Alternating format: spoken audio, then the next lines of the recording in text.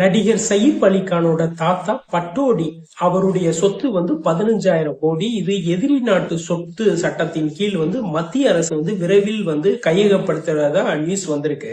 கடந்த 1947ஆம் ஆண்டு மத்திய பிரதேசத்துல போபால் மாநிலத்துல கவர்னரா இருந்தவர் நவாப் ஹமீதுல்லா. இவருக்கு 3 மகள்கள்.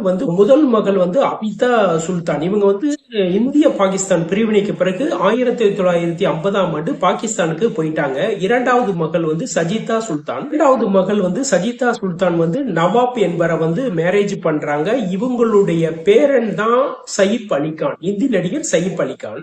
நவாப் ஹமீதுல்லா கானோட அந்த சொத்து மதிப்பு எல்லாம் கணக்கிட்டாலே 15,000 கோடி வருதுன்னு சொல்றாங்க. இந்தியா சுதந்திரம் அடைஞ்ச பிறகு 1968ஆம் ஆண்டு எதிரி சொத்து சட்டம் கொண்டு வரப்பட்டது. அந்த சட்டத்தின் கீழ் இந்த சொத்துக்கள் எல்லாமே எதிரி சொத்து சட்டமா போகுதுன்றது 2014ஆம் ஆண்டு எதிரி சொத்து சட்ட ஆவண காப்பகம் சொல்லுது.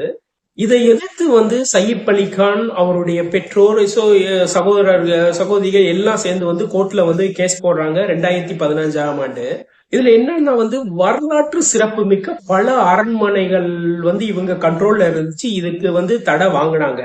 2016ஆம் ஆண்டு கவர்மெண்ட் என்னன்னா எதிரி சொத்து சட்டத்தின் கீழே இது உரிமை வாரிசுதாரர்கள் உரிமை கொண்டாட முடியாதுன்னு சொல்லப்பட்டது.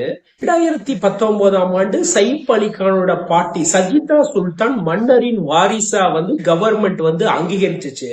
சமயத்துல 2015ஆம் ஆண்டு டிசம்பர் 13ல இடைக்கால தடை இதுக்கு விதிச்சாங்க.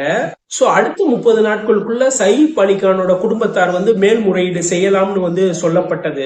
என்ன பிரச்சனைன்னு தெரியல. சயீப் அலி கானோட குடும்பத்தார் யாருமே மேல்முறையீடு செய்யல. சோ ஒரு ஸ்டேஜ்ல இந்த இதை அரசு எடுக்க போறதா சமீபத்துல செய்தி வந்துகிட்டு இருக்கு.